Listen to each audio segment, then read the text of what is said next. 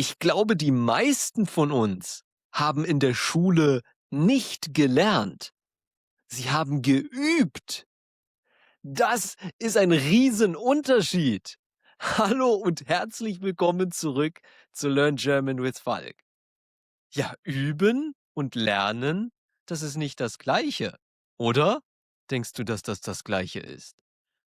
Nein, es klingt sehr ähnlich, aber nein, üben? Üben heißt etwas tun, um eine Aufgabe zu bestehen, um ein Hindernis zu überwinden. Dafür übst du. Aber lernen, das heißt wirklich verstehen, wann und warum man etwas benutzt. Ein ganz wichtiger Unterschied. Üben und lernen.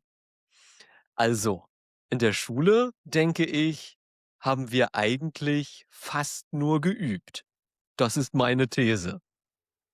Also, wir haben doch immer nur für die Examen, für die Prüfungen, für die Tests. Ah, kennt ihr noch diese Vokabeltests in der Schule? Bah, das war überhaupt nichts für mich. Ich hatte zwar manchmal auch gute Noten, aber ich hatte auch oft, ja, mal eine 4 oder eine 3. Ja, 'ne 3 ist ja in der deutschen Schule befriedigend. Da sagen die Lehrer: „Oh, okay, das geht noch.“ 4, das ist so, okay, ausreichend. Aber 2 und 1 ist sehr gut und 2 ist gut. Das sind die deutschen Noten. Und wir haben doch nur versucht, gute Noten zu bekommen in der Schule, oder? Also mein Ziel war es immer, gute Noten bekommen, dann ist der Lehrer glücklich und dann sind meine Eltern glücklich. Und dann, wenn die glücklich sind, bin ich auch glücklich, natürlich. Jeder freut sich, wenn er Lob bekommt, wenn die Lehrer oder die Eltern sagen, super gemacht, Falk, toll. Freut sich ja niemand, wenn der Lehrer sagt, sag mal, Falk, du hast ja wieder nicht deine Vokabeln gelernt. Ja, aber lernen ist eben etwas anderes, etwas wirklich lernen, dass man wirklich weiß, das wende ich in diesem Moment, in dieser Situation an. Beim Lernen, wenn du etwas wirklich gelernt, etwas wirklich verstanden hast, dann kannst du dieses Wissen in anderen Bereichen anwenden, benutzen, transferieren. Aber üben alleine, üben, das kennen wir ja häufig vom Sport, ne? Wir machen Übungen, den hier zum Beispiel, diese Bizepsübung. Wir machen diese Übung, damit wir einen dicken Bizeps bekommen. Ja, ich habe nicht so einen dicken Bizeps. Oder was denkt ihr? Nein, der ist nicht so dick, aber er ist auch nicht so dünn wie beim T-Rex, ne? Beim Tyrannosaurus Rex. Der hat ja nur kurze Arme. Also, üben. Üben machen wir, um irgendein Ergebnis zu bekommen. Das heißt nicht, dass Übungen schlecht sind. Übungen sind auch gut, aber Übungen und Lernen, das sind 2 verschiedene Paar Schuhe, 2 unterschiedliche Dinge. Das muss man verstehen. Und in der Schule haben wir, wie gesagt, sehr, sehr oft geübt. Oder kannst du dich noch an viele Dinge aus der Schule erinnern? Ja, natürlich. Es gibt Dinge, oder? Wir lesen, schreiben, Mathematik, 1 plus 1 ist warte, was ist 1 plus 1? Ah ja, 2. Ich kann mich noch erinnern. Sehr gut. Die Schule hat Sinn gemacht. Ich war nicht umsonst in der Schule. Also, natürlich gibt es Dinge, die wir uns merken können bis heute, aber es gibt doch viel mehr Dinge, die wir vergessen haben. Zum Beispiel weiß ich noch, wir haben in der Schule, das ist wirklich kein Witz, die Biologie der Schnecke gemacht. Also nichts gegen Schnecken. Tolle Tiere. Ihr seid super. Aber jetzt komm. Also ein 15-Jähriger, der interessiert sich normalerweise nicht so sehr für Schnecken. Also zumindest ich habe mich nicht dafür interessiert. Wie war das bei dir? Entschuldigung, wenn du ein Schneckenenthusiast bist. Das war nur ein Beispiel. Und da haben wir dann auch das, ja, auswendig gelernt. Dann kam die Prüfung. Ja, Bulimie lernen am Wochenende vor der Prüfung, haben wir das genannt. Also das ganze Wochenende lesen, lesen, lernen. Dann kam die Prüfung und dann auskotzen, das ganze Wissen. Und nach der Prüfung war alles wieder weg. Das ist nicht Lernen. Da habe ich ein Wochenende geübt, wie man möglichst viele uninteressante Informationen kurz in den Kopf bekommt, sie dann benutzt an einem Tag und dann war das wieder weg. Das habe ich gelernt. Aber apropos Lernen, wie lernt man denn eigentlich?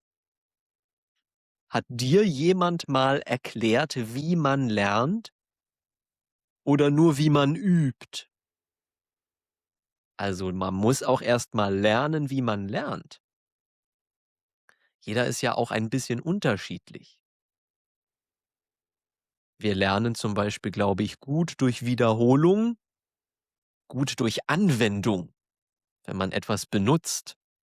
Wenn das nur abstrakt ist, dann ist das wahrscheinlich, nicht die beste Art zu lernen. Wir wollen das auch immer anwenden, oder? Zum Beispiel beim Sprachenlernen sprechen, beim Fußballspielen Fußball spielen.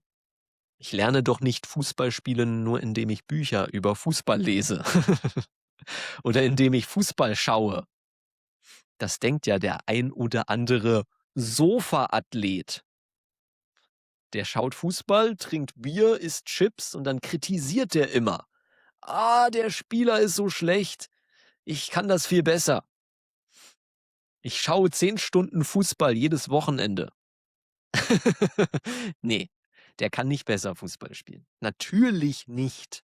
Wie denn auch? Er spielt ja nie. Er guckt nur. Nur durch Gucken kann man nicht lernen. Man muss es auch machen. Üben, üben, üben. Übung macht den Meister, sagen wir in Deutschland. Übung macht den Meister. Aber dann muss nach der Übung auch noch mehr kommen, um es dann das, was man geübt hat, dann auch in verschiedenen Kontexten anzuwenden. Lernen heißt wirklich, dass man etwas kann.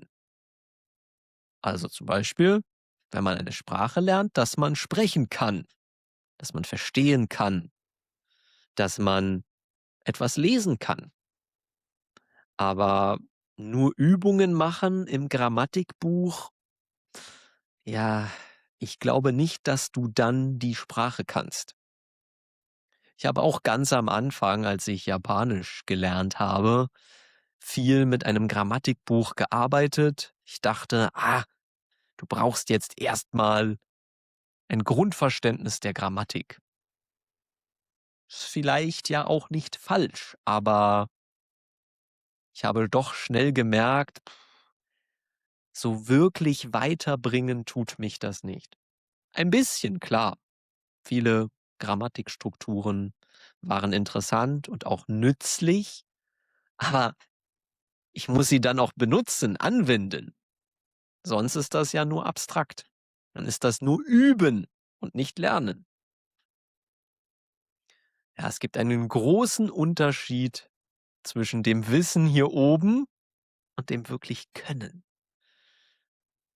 Und in der Schule, wir haben das am Anfang gesagt, da ist das meistens Üben. Und auch die Bedingungen in der Schule, ich muss euch ehrlich sagen, optimal sind die nicht, meiner Meinung nach. Ich weiß ehrlich gesagt nicht, wie das jetzt ist in der Schule. Es kann sein, dass es jetzt traumhafte Lernbedingungen sind. Ja, ihr seht schon, ich muss lachen. Höchstwahrscheinlich nicht. Aber auch zu meiner Zeit, da waren, ja, 20, 30 Kinder in einer Klasse oder mehr, wahrscheinlich mehr, aber ungefähr 30. Und dann war oft so ein Druck auch im Klassenraum. Kennst du das noch, diesen Druck im Klassenraum? Der Lehrer hat ja dann auch immer der wollte ja immer, dass die Schüler sich beteiligen, also mitmachen. Völlig okay. Aber er hat dann natürlich nicht nur die Leute genommen, die sich immer melden, sondern auch mal Leute, die sich nicht melden. Übrigens in Deutschland, interessanter Fakt, man meldet sich immer so mit dem Finger nach oben, ne? Nicht mit der ganzen Hand normalerweise in der Schule. Immer melden und nur melden. Ja, es gab immer Schüler, die sind dann, nervös geworden, wenn dann der Lehrer etwas gefragt hat und sie haben sich gemeldet. Der Lehrer hat sie nicht direkt rangenommen. Also, er hat nicht direkt gesagt: „Ja, Falk bitte“ oder „Max.“ Und manche Schüler, die waren dann so übernervös, die haben dann: „Herr Lehrer, Herr Lehrer, hier, ich weiß es.“ Kennst du diese Schüler? Ich hatte viele Mitschüler, die so waren. Die waren dann ganz nervös auf dem Stuhl. Und dann gab's die Schüler, die sich am liebsten versteckt haben hinter dem Buch, damit der Lehrer sie nicht sieht, weil sie die Antwort ja nicht wussten. Sie wussten nicht, was die richtige Antwort ist. Aber der Lehrer hat diese Leute natürlich auch gesehen. Der Lehrer sieht alles. Ich sehe alles. Ein Lehrer sieht alles. Natürlich hat er auch mal dann Leute rangenommen und gesagt: „Falk, du meldest dich zwar nicht, aber was ist die Antwort?“ Und ja, man hatte dann immer diesen Druck in der Schule. In der Grundschule habe ich mich oft gemeldet, aber in der Oberschule, da war ich ein bisschen ruhiger. Und dann, ja, wurde ich natürlich oft rangenommen, obwohl ich mich nicht gemeldet habe. Und ja, dann natürlich blamiert man sich. Man sagt vielleicht irgendwas, aber es ist kein schönes Gefühl oft. Und da gibt's auch noch so viele kleine Sachen in der Schule. Natürlich die Prüfungen, dieser Prüfungsstress. Ich weiß nicht, ob das die ideale Lernform ist.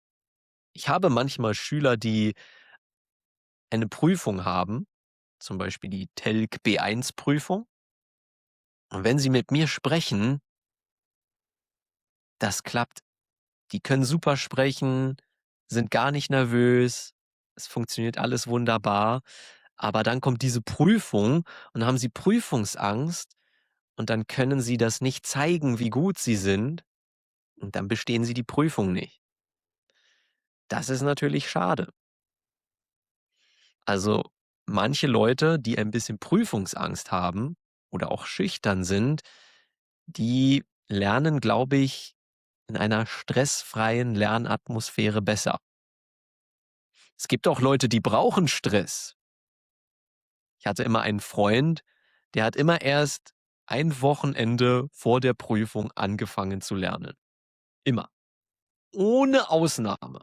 Jedes Mal. Samstag und Sonntag lernen und Montag war dann die Prüfung. Aber der brauchte das.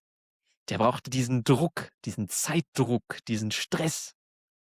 Ohne diesen Stress hätte er nicht gelernt. Und er hatte dann wirklich gute Noten. Aber ich habe gesagt, er hat dann am Wochenende gelernt. Ne, er hat geübt, weil gelernt hat er, glaube ich, nicht. Gelernt fürs Leben. Das müssen wir uns doch in der Schule fragen, oder? Wie können wir oder was können wir Kindern beibringen, dass sie etwas fürs Leben lernen? Oder geht's nur darum, die Kinder zu beschäftigen? Hier habt ihr die Biologie der Schnecke, jetzt seid ruhig. Jetzt haltet die Klappe. Ne, das ist, glaube ich, keine gute Idee. Ich weiß, das ist schwierig für Lehrer, den Unterricht auch immer interessant zu machen. Schule kann auch nicht immer interessant sein für jeden. Das geht nicht. Aber es sollte im Großen und Ganzen, also allgemein sollte es Spaß machen, oder? Und es macht ja auch Spaß dann, wenn das Thema interessant ist und der Lehrer gut motivieren kann, dann meldet man sich auch im Unterricht. Dann hat man Spaß. Dann nimmt der Lehrer einen ran, man meldet sich, man kennt die Antwort, der Lehrer sagt super und dann geht's weiter. In der Schule gibt's auch viel Projektarbeit in Deutschland. Das fand ich auch immer toll. Gruppenarbeit, Projektarbeit. Da hat der Lehrer dann nicht so viel gesagt, sondern er hat mehr assistiert. Jede Gruppe hatte ein Projekt oder eine Aufgabe und dann haben 4, 5 Leute zusammengearbeitet, diskutiert, Ideen ausgetauscht. Jeder konnte seine Fähigkeit, sein Talent in die Gruppe mit einbringen, konnte es zeigen, sein Talent. Und der Lehrer hat nur geschaut, funktioniert alles. Und bei der Gruppenarbeit, da waren dann Schüler, die sonst vielleicht ein bisschen ruhig waren oder nicht immer so aktiv im Unterricht waren, die waren dann auf einmal aktiv und hatten richtig Spaß. Das fand ich interessant. Und auch ich hatte immer viel Spaß bei diesen Projektarbeiten mit Schülern. Das war immer super. Das war aber auch nicht immer. Meistens gab es diesen Frontalunterricht. Frontalunterricht, kennt ihr das? Bah. Das ist ja auch bis heute in vielen Sprachschulen so. Frontalunterricht. Hm, ja, ich weiß nicht. Da ist man doch da ist man doch gar nicht mit eingebunden in den Unterricht. Und da hat man dann auch mehr Angst, dass man was Falsches sagt, als in so einer Gruppe zum Beispiel. Und beim Sprachenlernen ist das ja ein ganz wichtiger Punkt, Angst. Die Angst vor dem Sprechen. Das erste Mal sprechen. Ich weiß noch, wie nervös ich war, als ich das erste Mal mit jemandem auf Japanisch gesprochen habe. Wirklich sehr nervös. Ich hatte all diese Grammatik, all diese Vokabeln in meinem Kopf, aber in einem echten Gespräch, da war plötzlich alles weg. Da kam nichts raus. Und ich habe gemerkt, Sprachenlernen passiert nicht nur im Kopf, nicht nur durchs Nachdenken, sondern durchs Machen. Und da hat es mir unglaublich geholfen, mit jemandem zu sprechen. Ganz entspannt. 1:1, ohne Druck. Einfach sprechen. Fehler machen, weitermachen. Genau deshalb lerne ich jetzt seit mittlerweile 3 Jahren bei italki mit echten Japanischlehrern. 1:1, ohne Stress, ohne Peinlichkeit. Und wenn du das auch ausprobieren möchtest, in der Videobeschreibung findest du meinen Link. Und auf deine erste Stunde bekommst du sogar 5 € Rabatt mit meinem Code. Überwinde doch einfach mal deine Angst beim Sprechen. Du wirst sehen, es wird dich auf ein ganz neues Level bringen. Ja, man muss seine Angst irgendwie überwinden. Und in der Schule weiß ich nicht, hm, ob das der ideale Lernort ist, um diese Angst zu überwinden. Ich hatte früher in der Schule immer unglaubliche Angst vor Präsentationen. Äh, Falk, du hattest Angst vor Präsentationen, sagt ihr jetzt? Ja, hatte ich. Als ich ein Kind war, da war ich nicht so gerne im Mittelpunkt. Ich war immer gerne eher im Hintergrund, der Denker und Lenker im Hintergrund. Der Strippenzieher, der Puppenspieler, nein. Aber ich war nicht gerne im Mittelpunkt. Ich war ein sehr guter Schüler in der Grundschule. Meine Lehrerin wollte immer zum Beispiel auch, wenn wir ein Theater hatten, wir hatten mal so ein Englischtheater, wenn wir das hatten, dann wollte sie immer, dass ich den Kommentator oder die Hauptrolle spiele und ich habe immer gesagt: „Ah nein, danke." Ich habe das immer abgelehnt. Ich wollte das nicht. Ich wollte nicht im Mittelpunkt stehen. Und präsentieren war für mich der Horror. Nur wenn ich mich wirklich unfassbar gut vorbereitet hatte, dann war es okay. Und wenn ich eine Präsentation hatte, meine Mutter weiß das, dann habe ich mich schon Wochen vorher auf diese Präsentation vorbereitet. Und ich habe mich manchmal dann stundenlang noch am Tag vorher auf diese Präsentation vorbereitet. Ich habe das simuliert. Ich habe es meinem Bruder vorgetragen, meiner Mutter, meinem Vater, mir selbst vor dem Spiegel. Tausendmal habe ich das geübt und als dann die Präsentation kam, war ich trotzdem nervös. Aber ich habe es dann immer gut gemacht und meine Lehrer und andere Leute, auch später in der Universität, haben immer gesagt: „Äh, Falk, du warst nervös? Das haben wir gar nicht gemerkt, hat man gar nicht gesehen." Aber ich habe das gefühlt. Und natürlich, diese Angst, die man hat, die muss man überwinden. Und mit jeder Präsentation wird das ja auch besser, oder? Das kennst du auch. Ich habe mich ja immer gedrückt damals. Ich habe mich gedrückt, also wenn ich nicht die Präsentation machen musste, dann habe ich sie nicht gemacht. Leider ein Fehler. Ich hätte es öfter machen sollen. Dann hätte ich weniger Angst gehabt und dann hätte ich wahrscheinlich schon früh nicht mehr so viel Angst gehabt. Boah, das war jetzt viel Konjunktiv 2 Vergangenheit, hast du gemerkt? Also, wenn ihr die Möglichkeit habt, in eurem Fall Deutsch zu sprechen, dann macht das. Macht das, drückt euch nicht. Macht nicht denselben Fehler wie ich mit diesen Präsentationen. Traut euch. Man muss sich trauen. Man muss ins kalte Wasser springen, sagt man auf Deutsch. Das ist nicht einfach. Aber man ist ja auch oft sehr, sehr überkritisch mit sich selbst, oder? Also ich glaube, ich bin selbst mein größter Kritiker. Ich bin wirklich der Kritikerpapst. Aber nur bei mir selbst, nicht bei anderen. Ich denke oft: „Boah, das habe ich nicht gut gemacht." Zum Beispiel, wenn ich jetzt auch einen Podcast aufnehme und den dann später bearbeite, dann denke ich oft: „Ah, Falk, das hättest du anders sagen sollen."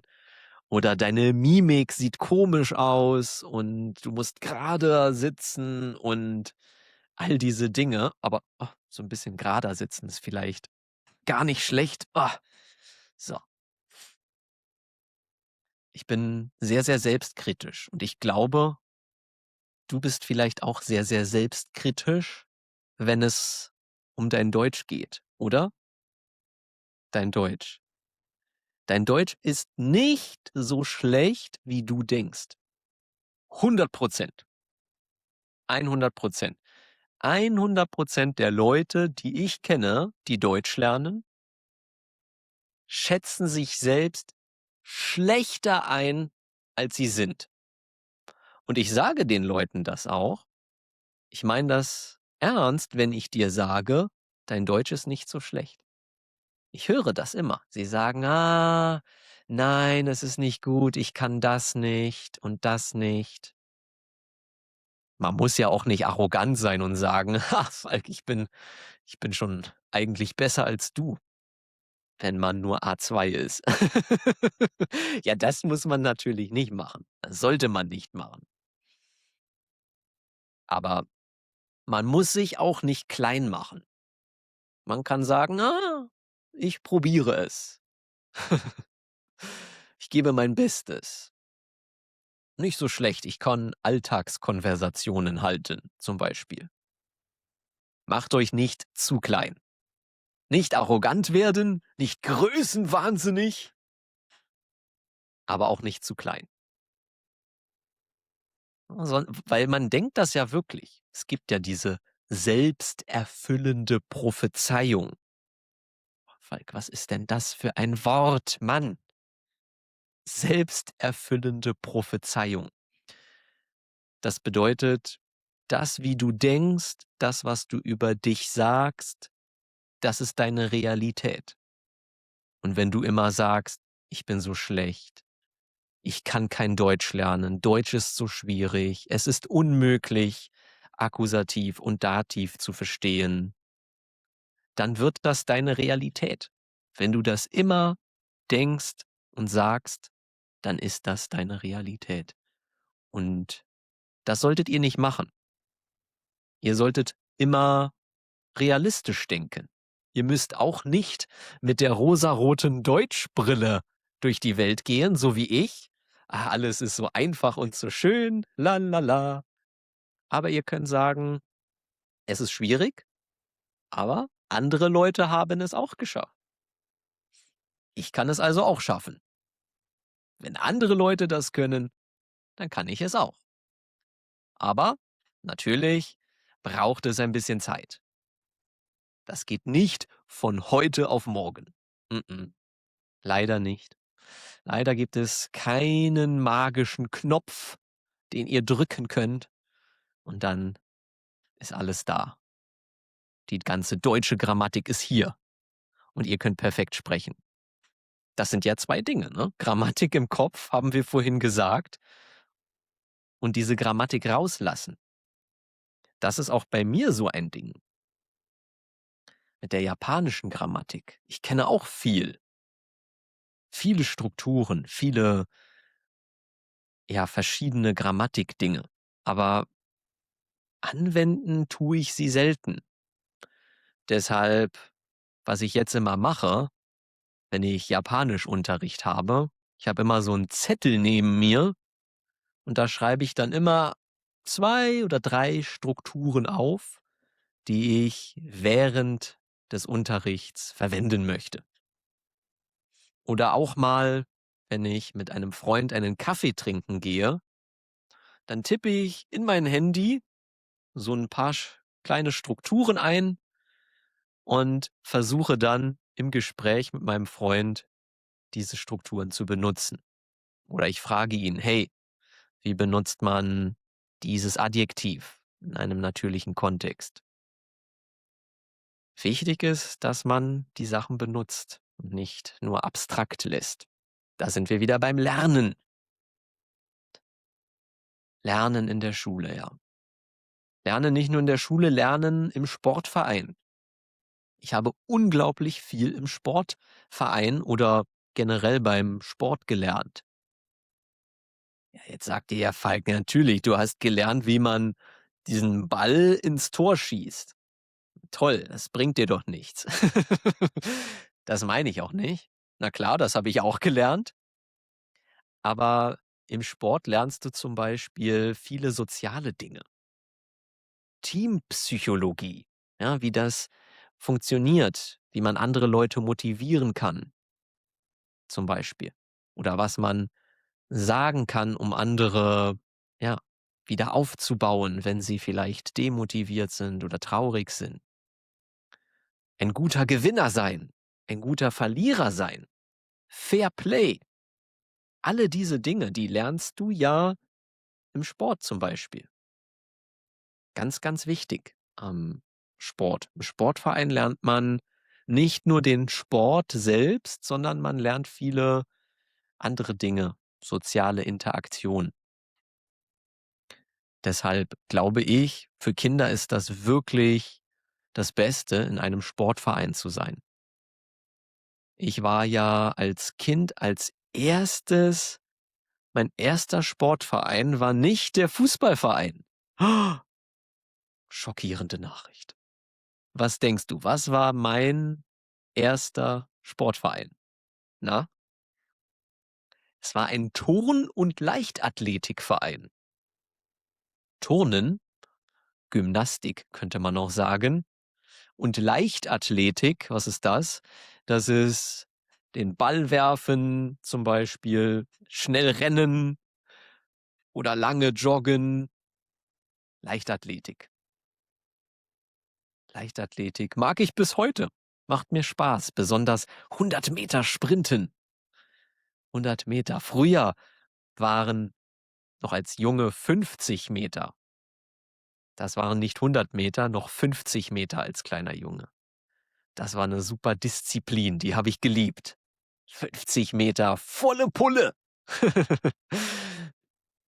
Und ich habe sogar mal eine Goldmedaille gewonnen. Ha, ha, ha. Aber nicht immer, natürlich nicht. Aber beim Sport, ja, auch da lernt man da ja das ja auch, was man dann beim Sprachenlernen anwenden kann. Nämlich, wenn man trainiert, wenn man übt, wenn man fleißig weiter übt, dann kann man besser werden. Und man muss natürlich lernen. Nicht nur stupide üben und wiederholen, sondern anpassen. Ah, das funktioniert nicht. Wenn ich zum Beispiel beim Sprinten, wenn ich meine Arme mehr bewege, dann bin ich schneller. Oder wenn ich meinen Oberkörper mehr nach vorne bringe, dann lernt man Dinge. Und man sieht, haha, wenn ich ein bisschen anpasse, dann kann ich weiterlernen, besser werden und mein Ziel erreichen. Mein Ziel, die 50 Meter. Also, ja, Sportverein. Warst du auch in einem Sportverein? Ja, oder? Ich glaube schon. Was war dein erster Sportverein? Schreib das mal in die Kommentare. Ich wette, es war ein Fußballverein oder vielleicht auch so wie ich, so ein Leichtathletik- und Turnverein. Dieser Leichtathletik- und Turnverein, in dem ich war, das war jetzt auch nicht so super ernst und wir müssen die Goldmedaille gewinnen, wenn nicht, dann ist das ganz schlecht. Nein, so war das nicht. Das war sehr locker und viel mit Spaß. Die Kinder sollten Spaß am Rennen, Springen, Laufen haben, werfen. Das war die Intention dieses Vereins. Und die Trainerin, das war so eine kleine Frau, die war so groß wie ich. Ich war 5 Jahre alt und sie war 50, aber wir waren gleich groß. Frau Berg hieß die.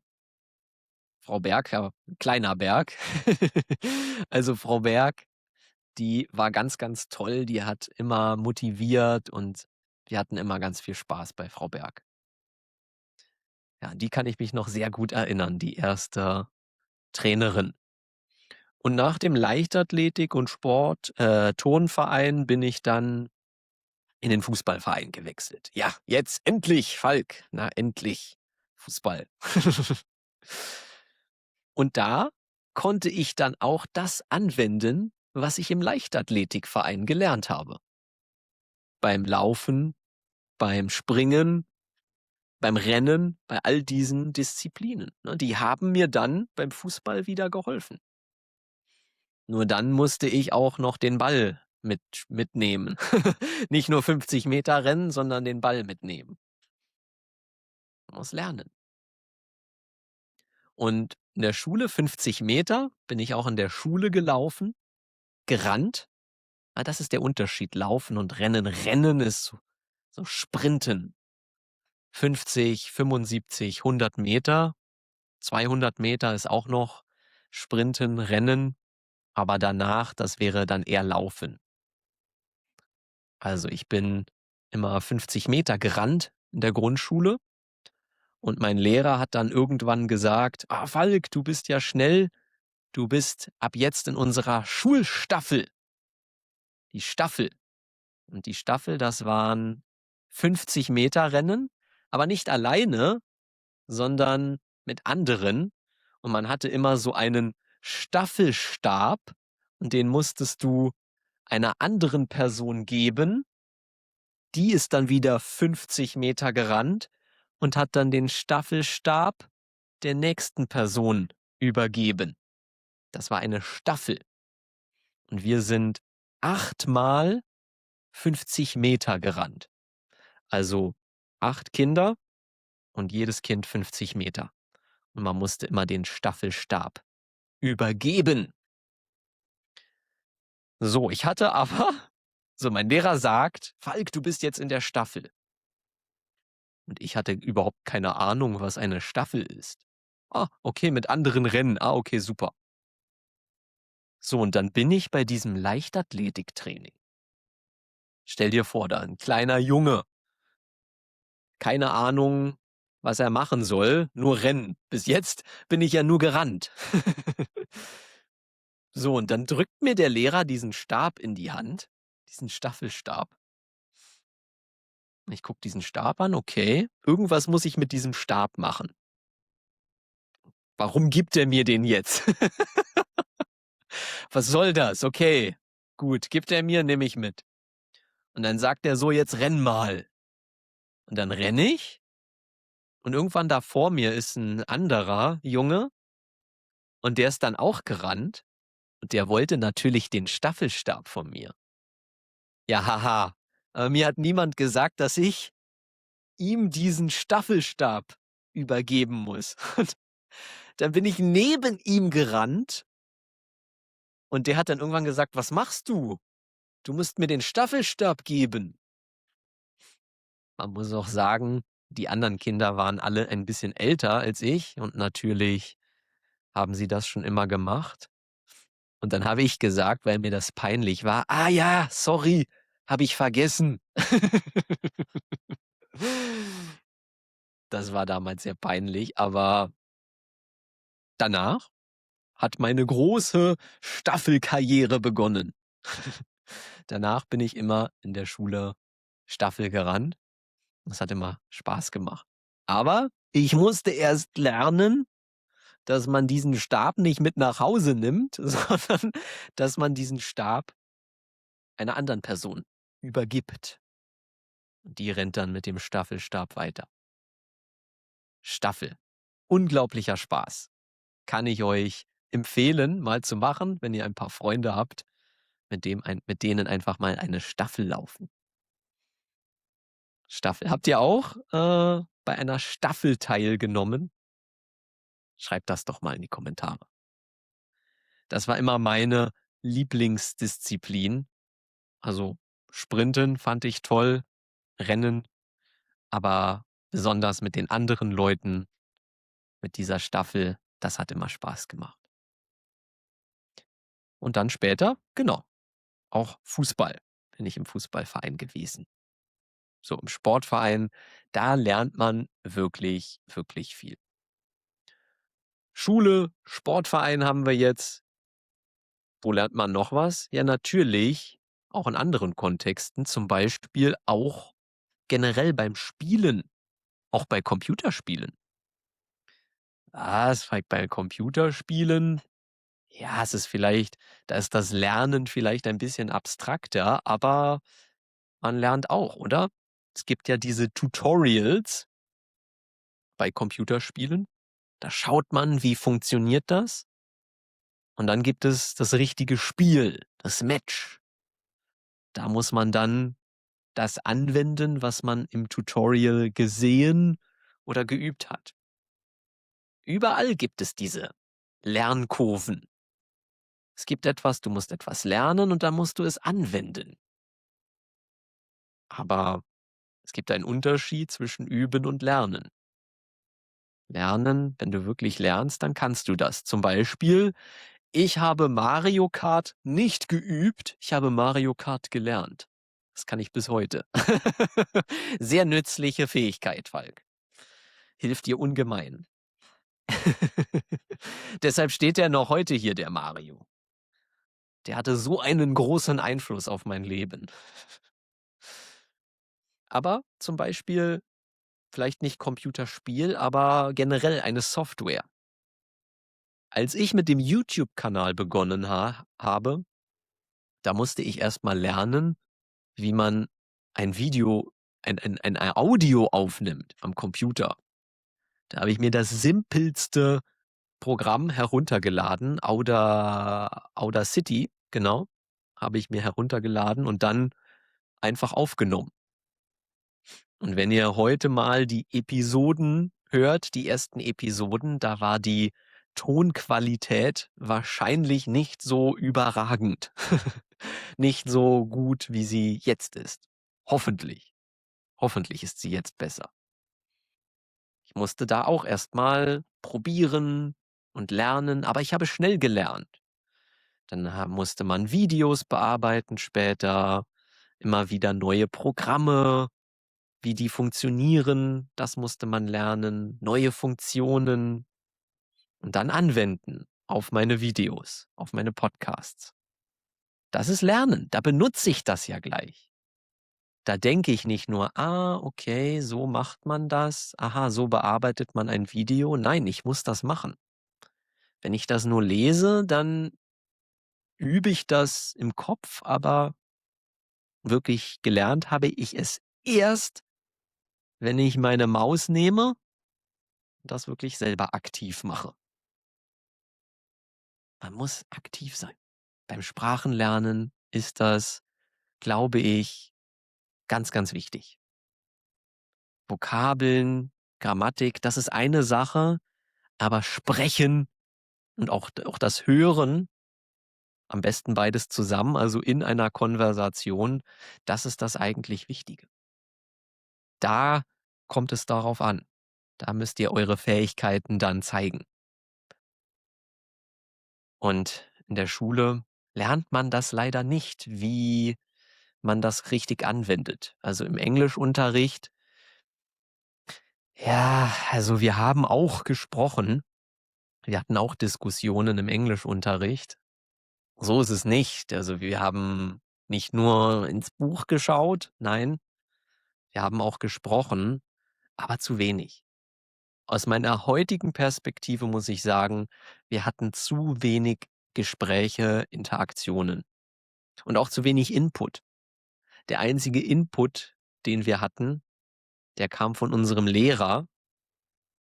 In der Oberschule war das Herr Zemke bei mir und der hatte natürlich very, very deutschen Akzent. Das ist natürlich nicht die beste Immersion, ne? Wenn dann da einer steht, „When I talk to you, please talk to me also.“ Also, da hat mir Englisch überhaupt keinen Spaß gemacht in der Schule. Später dann habe ich meine Lieblingsserie geschaut auf Englisch. Zack, konnte ich dann diese Strukturen, die ich in der Schule gelernt habe, hören und dann später an der Universität oder im Ausland, als ich wirklich gesprochen habe, da habe ich dann wirklich mein Wissen angewendet, da habe ich dann wirklich gelernt. Also, das Lernen ist eigentlich das Sprechen selbst. Das Sprechen selbst ist Lernen. Fehler machen, aufstehen, weitermachen. Fehler machen, aufstehen, weitermachen. Diesen Rhythmus, den müsst ihr haben. Ist schon super, dass ihr hier so viel hört, ne, so viel Input habt. Der Input ist gut, aber der Input muss auch zum Output werden. Irgendwann. Hoffentlich.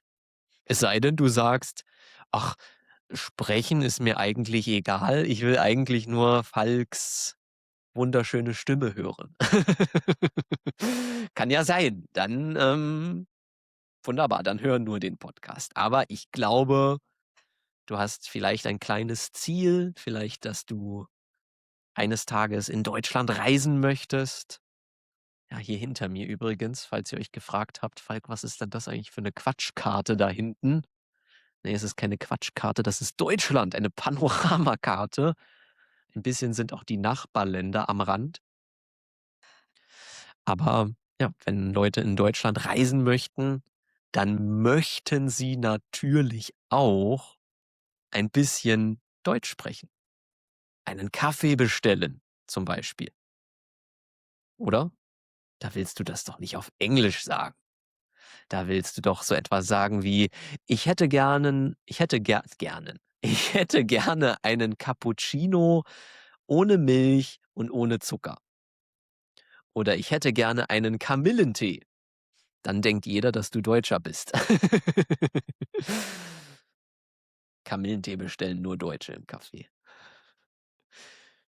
Aber diese kleinen Dinge, und da freut man sich dann doch auch, dass man das, was man gelernt hat, was man theoretisch gelernt hat, dann auch anwenden kann. Oder man möchte ein Auto mieten. Ihr möchtet vielleicht einen Autotrip durch ganz Deutschland machen. Und dann wollt ihr zur Autovermietung gehen und fragen: „Ich möchte gerne ein Auto mieten und vielleicht behalte ich das Auto auch.“ Nein, ihr müsst es leider zurückgeben. Es ist nur gemietet. Also, diese Dinge, wenn man die kann, diese kleinen Dinge, das reicht doch schon. Was denkt ihr, wie mein Selbstbewusstsein explodiert, wenn ich nur einen einzigen Satz zum Beispiel im Supermarkt auf Japanisch sage? Also nicht nur, ja, mit Karte, danke und tschüss, sondern wenn ich mal einen neuen Satz ausprobiere und die Leute dann den verstehen und antworten und dann nach dieser kurzen Interaktion, dann denke ich: „Ah, ich habe es geschafft. Was für ein Gefühl. Wahnsinn! Ich kann Japanisch. Ich bin perfekt.“ Das denke ich für eine Sekunde und dann sagt jemand etwas und ich verstehe wieder gar nichts und dann: „Ah, okay.“ Nicht arrogant werden, Falk. Wieder bodenständig werden. Nicht arrogant, bodenständig. Aber es ist ein schönes Gefühl. Diese kleinen Erfolgserlebnisse, diese kleinen Erlebnisse, bei denen man mal gesprochen hat, die sind ganz, ganz wichtig. Und es ist auch völlig egal, ob ihr dann 'n kleinen Fehler macht. Viele Leute neigen zur Perfektion, ich auch, aber Perfektion ist einer der größten Feinde des Sprachenlernens. Definitiv. Vielleicht sogar der größte? Was denkt ihr? Wenn ich jetzt so darüber nachdenke, glaube ich, dass Perfektion der größte Feind ist, der größte Feind des Sprachenlernens. Man ist ja eigentlich immer Lerner, wenn man eine neue Sprache lernt. Man lernt ja nie aus. Man ist nie bei 100%. So, man lernt ja immer Neues. Man muss offen sein. Und wenn man zu viel nachdenkt, dann ist das kontraproduktiv. Man denkt nach jedem Satz: „Ah, habe ich das richtig gesagt? Ah, jetzt kommt Akkusativ oder Dativ.“ Natürlich, am Anfang ist das normal, aber man muss das langsam reduzieren. Ihr wollt ja intuitiv auch sprechen. Und Fehler gehören zum Lernprozess dazu. Und ganz wichtig ist auch, dass ihr nicht versucht, alle Fehler auf einmal zu korrigieren. Also nicht, ihr sagt einen Satz und dann war zum Beispiel der Artikel falsch oder die Satzstruktur war nicht korrekt und vielleicht habt ihr eine Vokabel vergessen, dass ihr das dann überdenkt, da falsch, da falsch, da falsch, sondern einzeln die Sachen nehmen und dann diese Dinge Schritt für Schritt korrigieren. Nicht alles auf einmal. Ihr könnt nicht alles auf einmal perfekt sagen. Aber ihr könnt euch einzelne Dinge nehmen, zum Beispiel Verbkonjugation. Wenn ihr merkt, jetzt habe ich schon wieder falsch konjugiert, dann fokussiert euch in der nächsten Interaktion richtig darauf zu konjugieren. Nicht noch parallel auf 20 andere Dinge und dann frustriert sein, Jetzt habe ich die N-Deklination vergessen. Boah, nein. Lieber eine Sache nehmen. Und wenn die dann sehr solide ist, dann die nächste. Schritt für Schritt. Ja, Super Mario kann auch nicht gleich gegen Bowser kämpfen. Er muss erst durch die ganze Mario World gehen, durch jedes Level. Es sei denn, man hat einen Cheatcode. Beim Lernen gibt es keine Cheatcodes. Oder doch?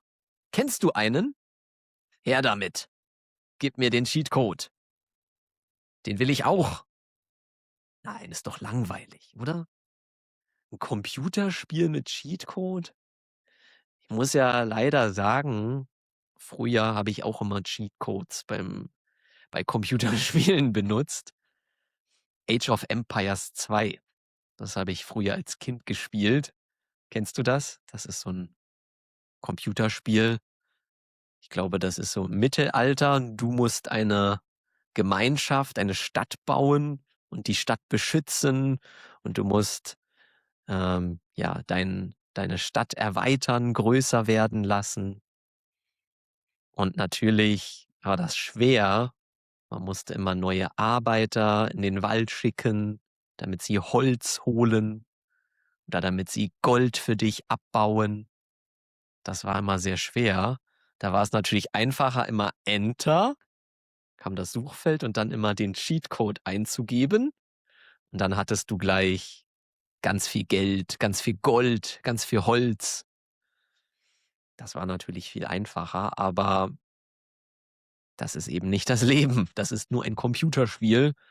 Und das Computerspiel macht dann auch schnell keinen Spaß mehr mit Cheatcodes. Ich habe dann auch immer schnell aufgehört. Nachdem ich gewonnen habe, natürlich nur. Ich habe immer gewonnen. Aber ich habe auch immer gecheatet. Gecheatet. Auch so ein denglisches Wort.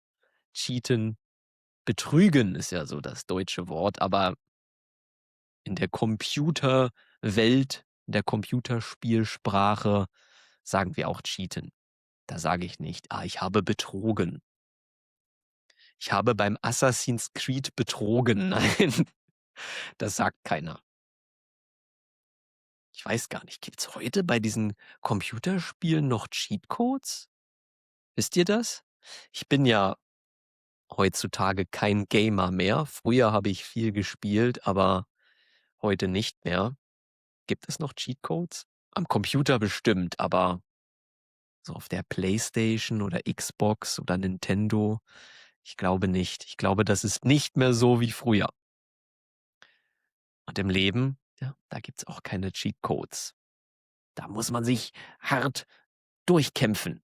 Aber das macht ja auch Spaß. Dann sind die Früchte des Erfolgs süßer, sagen wir auf Deutsch. Also man kann sich mehr über das Resultat freuen. Wenn man etwas sehr leicht erreichen kann, dann freut man sich doch nicht, oder? Also ich freue mich jedenfalls nicht, wenn ich zum Beispiel den Müll nach unten ins Müllhaus gebracht habe. Obwohl ein bisschen doch, weil das für mich doch anstrengend ist. Will das immer nicht machen, aber einer muss ja. Sonst habe ich ja bald hier eine Müllhalde zu Hause. Ihr versteht, was ich meine. Also wenn man leichte Aufgaben hat, dann sind die natürlich, wenn man die erledigt hat, ja, die geben einem nicht so ein gutes Gefühl wie eine schwierige Aufgabe, die man erledigt hat. Zum Beispiel Deutsch lesen oder Deutsch schreiben, nicht lesen, schreiben noch mehr. Viele Leute, weiß ich, denen fällt es schwer, Deutsch zu schreiben. Nicht, weil sie nicht schreiben können. Viele von euch können, glaube ich, sehr gut auf Deutsch schreiben, aber es ist so, es kostet Energie. Überwindung auch wieder.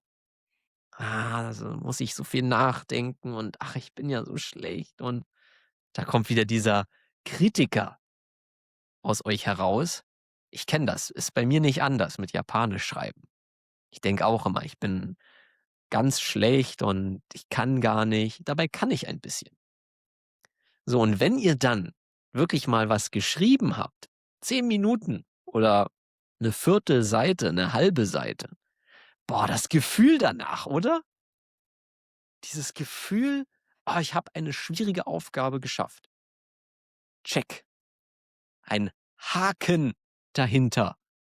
Einen Haken machen. Das ist dieses Check. Wenn man das kann, das ist ein ganz anderes Gefühl. Und beim Sprachenlernen muss man sich ja oft überwinden. Überhaupt, dass man lernt, dass man spricht, dass man liest. Ja, natürlich, es macht Spaß. Und wenn man dabei ist, wenn es Teil der Routine ist, dann geht es auch gut. Aber ich weiß, ich vermute, das ist bei dir auch so. Bei mir ist es so, man muss sich erstmal überwinden. Dann sage ich auch, so jetzt, Fall, komm, Japanisch. Podcast oder Unterricht oder einen Artikel lesen oder schreiben. Schreiben ist für mich am schwierigsten. Was ist denn für dich am schwierigsten? Wo musst du dich am meisten überwinden? Sprechen? Schreiben? Hören? Nein, nicht hören. Das ist das Einfachste. Hören nicht. Das kaufe ich dir nicht ab. Das glaube ich dir nicht, wenn du sagst, Falk, dein Podcast zu hören, das kostet mich ganz viel Überwindung. Das ist nur Play und im besten Fall hoffentlich genießen. Also meine Vermutung ist, bei dir ist auch Schreiben das Schwierigste. Deshalb, das, was für dich am unangenehmsten ist, Schreiben oder Sprechen, eins von den beiden, denke ich, da musst du dich überwinden. Da kannst du die Gains machen. Ja, das ist ein englisches Wort. Da kannst du Fortschritte machen. Auf Deutsch klingt es nicht so cool vielleicht, aber die Fortschritte, die sind cool. Also Überwindung. Das war heute das große Thema. Lernen. Wer lernen will, der muss sich überwinden und der muss natürlich auch üben. Na klar. Und du hast heute ganz, ganz viel geübt und auch gelernt, hoffentlich, in dieser Podcast-Episode. Und zur Vollständigkeit, mein Free Listening and Shadowing Package ist wie immer in der Videobeschreibung. Also ihr Lieben, ich wünsche euch ganz viel Erfolg beim Deutschlernen und wie immer drücke ich dir die Daumen. Toi, toi, toi. Tschüss und bis zum nächsten Mal. Macht's gut.